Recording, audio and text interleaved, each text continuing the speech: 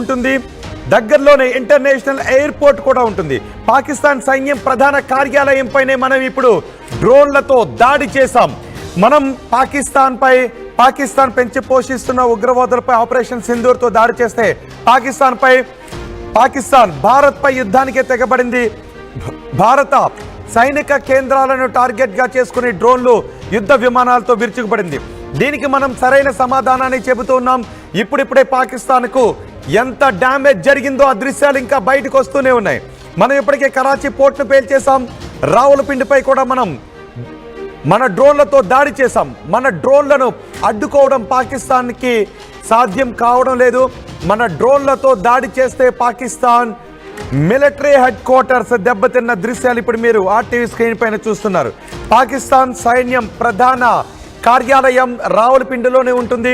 రావులపిండి ఇస్లామాబాద్ పక్కనే ఉంటాయి. రెండింటిని ట్విన్ సిటీస్ అంటారు.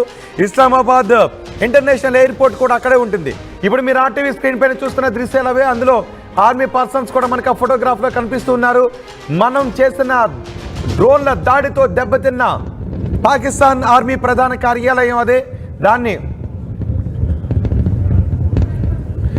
రెండో బాక్స్లో మీరు చూస్తున్నది కరాచీ పోర్ట్.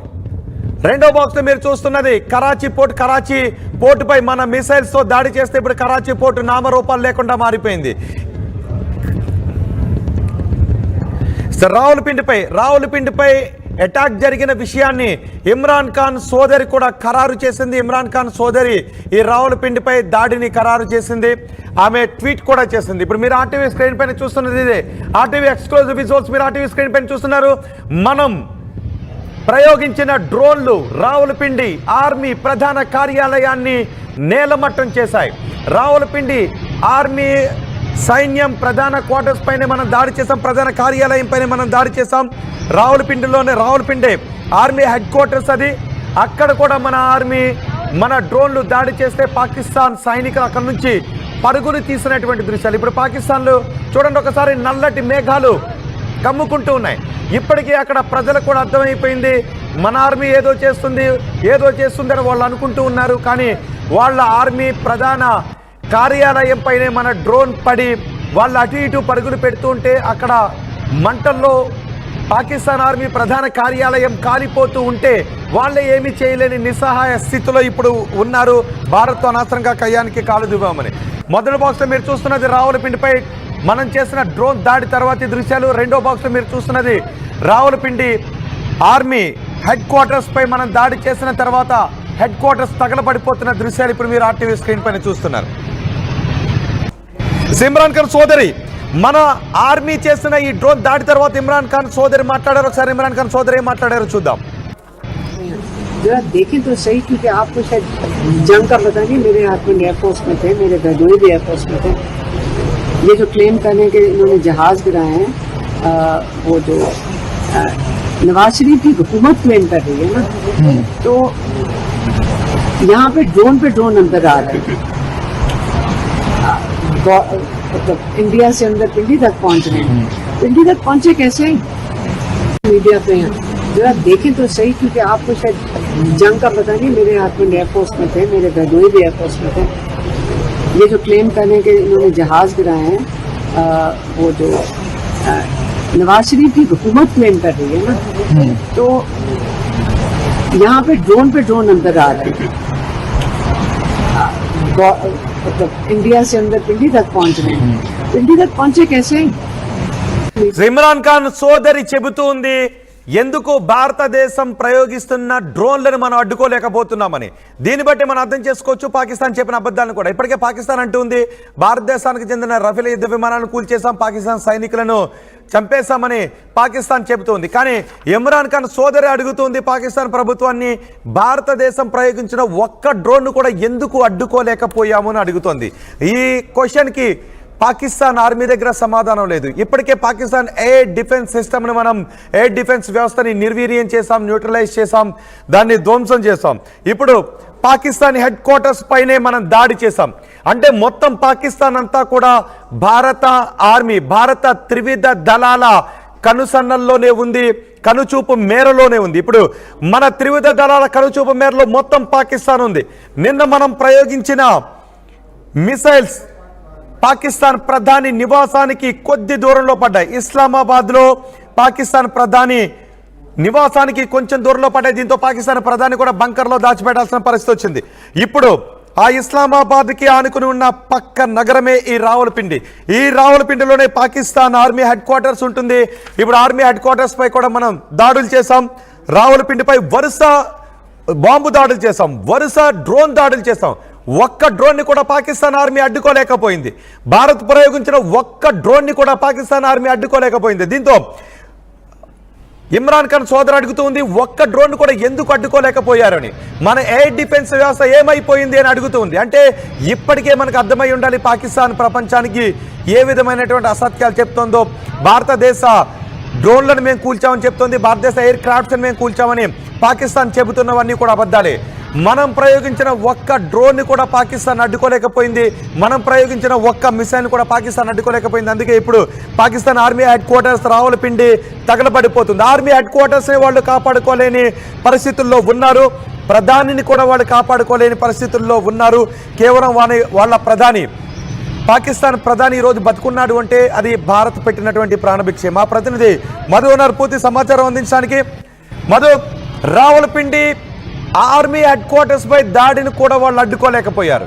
మనం ప్రతీకార దాడికి దిగితే ఎలా ఉంటుందనేది చూపించాం. నిన్న వాళ్ళు ప్రతీకార దాడితో మనపైకి యుద్ధ విమానాలని, మిసైల్స్ ని ప్రయోగించారు. వాటిని నేలకూల్చడమే కాదు, ఇప్పుడు వాళ్ళ హెడ్ క్వార్టర్స్ ను కూడా మనం నేలకూల్చాం. ఇప్పుడు పాకిస్తాన్ ఎటువంటి పరిస్థితిలో ఉందనుకోవచ్చు?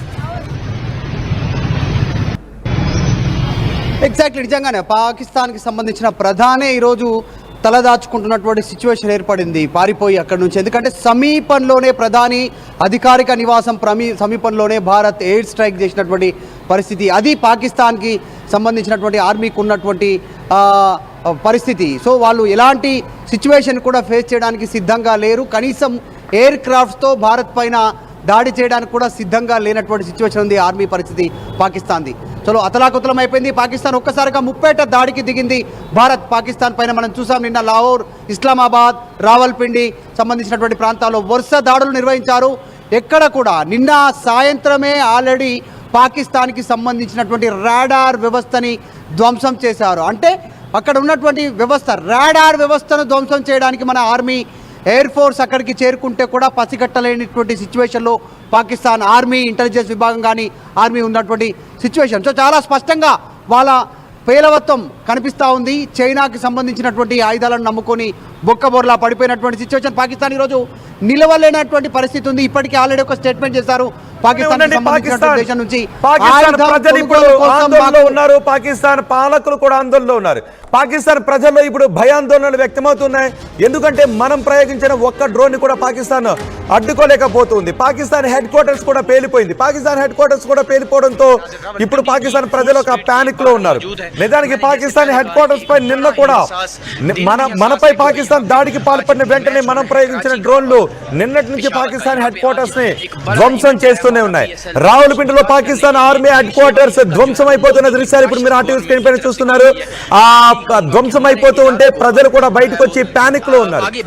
భారత ఆర్మీని మనం అడ్డుకోవడం కష్టం, భారతదేశంతో మనం అనవసరంగా పెట్టుకున్నామనే భావన అక్కడ ప్రజల్లో వ్యక్తమవుతుంది. చూడండి ఒకసారి వాళ్ళు వీడియోలు తీస్తున్నారు. ఎక్కడ పాకిస్తాన్ ఆర్మీ హెడ్ క్వార్టర్స్ ముందు నిలబడి తగలబడిపోతున్న ఆ దృశ్యాలను వాళ్ళు చిత్రీకరిస్తూ ఉన్నారు. అక్కడ నుంచి సైన్యం కూడా, పాకిస్తాన్ ఆర్మీ కూడా హెడ్ క్వార్టర్స్ నుంచి ఒక్కసారిగా బయటికి పరుగులు తీయాల్సినటువంటి పరిస్థితి వచ్చింది. బంకర్లోకి వాళ్ళు కూడా పారిపోయి తలదాచుకోవాల్సిన పరిస్థితి వచ్చింది. ఇప్పుడు మీరు ఆర్టీవీ స్క్రీన్ పైన చూస్తున్నది Pakistan army head quarters main gate. అదే మెయిన్ గేట్ ముందు పాకిస్తాన్ ప్రజలు కూడా అక్కడికి చేరుకున్నారు. పాకిస్తాన్ మీడియా కూడా అక్కడికి చేరుకుంది. భారతదేశానికి చెందిన ఒక డ్రోన్ కూడా అడ్డుకోవడం పాకిస్తాన్కి వల్ల కావడం లేదు. పాకిస్తాన్ హెడ్ క్వార్టర్స్ ని మనం టార్గెట్ చేసాం. పాకిస్తాన్ ఆర్మీ హెడ్ క్వార్టర్స్ ని భారత డ్రోన్లు టార్గెట్ చేసిన అడ్డుకోలేకపోయారు వాళ్ళు. అంతేకాదు పాకిస్తాన్ ప్రధానికి కొద్ది దూరంలో పడిన మన మిసైల్ కూడా వాళ్ళు డిఫీట్ చేయలేకపోయారు. అంటే పాకిస్తాన్ ఎయిర్ డిఫెన్స్ వ్యవస్థని మనం పూర్తిగా దెబ్బతీసాం. పాకిస్తాన్ ఎయిర్ డిఫెన్స్ వ్యవస్థ ఇప్పుడు పనిచేయని స్థితిలో ఉంది. మన ఎయిర్ డిఫెన్స్ వ్యవస్థతో పాకిస్తాన్కి చెందిన మొత్తం డ్రోన్లను, వారి మిసైల్స్ ని కూడా మనం డిఫీట్ చేసాం. మా ప్రతినిధి మధు ఉన్నారు సమాచారం అందించడానికి. మధు, ఏంటి ఇప్పుడు పాకిస్తాన్ లో పరిస్థితి? వాళ్ళ అక్కడ పాకిస్తాన్ లో ప్రజలు కూడా ఇప్పుడు పానిక్ అవుతున్నారు, ఆందోళనకు గురవుతున్నారు. ఎగ్జాక్ట్లీ పాకిస్తాన్ చేతులు ఎత్తేసినట్టుగా కనిపిస్తూ ఉంది. ఎక్స్ వేదికగా వాళ్ళు ట్వీట్ చేస్తూ ప్రపంచ బ్యాంకును ట్వీట్ చేస్తూ వాళ్ళు ట్వీట్ చేశారు. ఆర్థికంగా నష్టపోయాం, భారత్తో పెట్టుకొని మేము ప్రస్తుతం ఆర్థిక లేమితో ఇబ్బంది పడతా ఉన్నాం, ఆయుధ సంపత్తి కొనుగోలుకైనా దేశం నడపడానికైనా మాకు ఆర్థిక సహాయం కావాలనేటువంటి ఆల్రెడీ అడుక్కునేటువంటి పొజిషన్కి వచ్చిపోయింది. ఆల్రెడీ ప్రపంచ బ్యాంకును ట్వీట్ చేస్తూ అఫీషియల్గా పాక్ ట్వీట్ చేయడం పైన ఎక్స్లో దీనిపైన ఆల్రెడీ చర్చ జరుగుతూ ఉంది. సో ప్రస్తుతం కేవలం 2 రోజుల వ్యవధిలోనే జరిగినటువంటి దాడులనే తట్టుకోలేనటువంటి పరిస్థితిలో ఉంది పాక్. అక్కడ ఉన్నటువంటిది పరిస్థితి, ప్రజలంతా హాహాకారాలు పెడతా ఉన్నారు. ప్రభుత్వం పైన తిరుగుబాటు చేసే అవకాశం ఉంది. Already Pakistan army chief Munir కనపడట్లేదు. ఆపరేషన్ సింధూర్ ప్రారంభమైన రోజు నుంచి కంటే ముందు రోజు నుంచి ఆయన ఇంతవరకు కనపడట్లేదు, ఎక్కడున్నాడో తెలీదు. ప్రస్తుతం తిరుగుబాటు చేశారా లేకుంటే పాక్ ప్రభుత్వమే అరెస్ట్ చేసి జైల్లో వేసిందా అనేటువంటి చర్చ పెద్ద ఎత్తున కొనసాగుతుంది. మునీర్ ఎక్కడున్నా తెలియదు, ప్రజలు ఆహాకారాలు పెడతా ఉన్నారు. ఆల్రెడీ ఇమ్రాన్ ఖాన్ని బయటికి విడుదల చేయాలనేటువంటి ర్యాలీ రూపంలో ప్రజలు వెళ్తా ఉన్నారు. అక్కడ ఉన్నటువంటి వాళ్ళంతా కూడా ఈరోజు ప్రపంచ దేశాలను వేడుకుంటున్నటువంటి సిచ్యువేషన్ ఉంది. డైరెక్ట్గా పాక్ ప్రధానియే తలదాచుకున్నటువంటి సిచ్యువేషన్. ఇక్కడనేమో భారత ప్రధాని నరేంద్ర మోదీ ఢిల్లీలో మినిట్ టు మినిట్ కేవలం రోజుకు 2 నుంచి 2.5 గంటలు మాత్రమే నిద్రపోతూ ఇక్కడ ప్రతి అంశాన్ని అందుబాటులోనే ఉన్నాడు. మధు ఒకసారి అందుబాటులోనే ఉన్నాడు. ఎస్, మనం ఇప్పుడు ఆర్మీ హెడ్ క్వార్టర్స్ ని టార్గెట్ చేయడంతో ఇప్పుడు ఆర్మీలో కూడా ఆత్మస్థైర్యం దెబ్బతింది. ఆర్మీ సిబ్బంది కూడా అక్కడ నుంచి పక్కకు పరుగులు తీసిన పరిస్థితి కనిపిస్తోంది. ఇప్పుడు ప్రజలందరూ ఆందోళనలో ఉన్నారు. ప్రజల ఆత్మస్థైర్యం మాత్రమే కాదు, సైనికుల ఆత్మస్థైర్యం కూడా దెబ్బతింది. పాకిస్తాన్ ఆర్మీ హెడ్ క్వార్టర్స్ ఎప్పుడైతే మనం టార్గెట్ చేసామో పాకిస్తాన్ ఆర్మీ ఇప్పుడు ఆందోళనలో ఉంది. పాకిస్తాన్ ఆర్మీ మానసిక స్థైర్యాన్ని మనం దెబ్బతీసాం. రావులపిండిలో డ్రోన్ అటాక్ జరిగింది అని స్థానికులు కూడా ధృవీకరిస్తున్నారు. ఇమ్రాన్ ఖాన్ సోదరు కూడా అదే చెప్తుంది. పాకిస్తాన్ లో ఇప్పుడు భారత్ ప్రయోగిస్తున్నటువంటి ఏ డ్రోన్ ని మిసైల్ ని కూడా వాళ్ళు అడ్డుకునే పరిస్థితుల్లో లేరు, అడ్డుకునే అవకాశం కూడా లేదు. పాకిస్తాన్ ఆర్మీ హెడ్ క్వార్టర్స్ ని మనం టార్గెట్ చేయడంతో ఆర్మీ ఆత్మస్థైర్యం కూడా దెబ్బతింది. ఒకసారి మీరు ఆ టీవీ స్క్రీన్ పైన చూడొచ్చు, అవే దృశ్యాలు. అవి అక్కడ దృశ్యాల్లో మీరు చూస్తున్నదే పాకిస్తాన్ ఆర్మీ హెడ్ క్వార్టర్స్ పైన మనం దాడి చేస్తున్నప్పుడు తీసినటువంటి దృశ్యాలు మీరు ఆ టీవీ స్క్రీన్ పైన ఎక్స్క్లూజివ్ గా చూస్తూ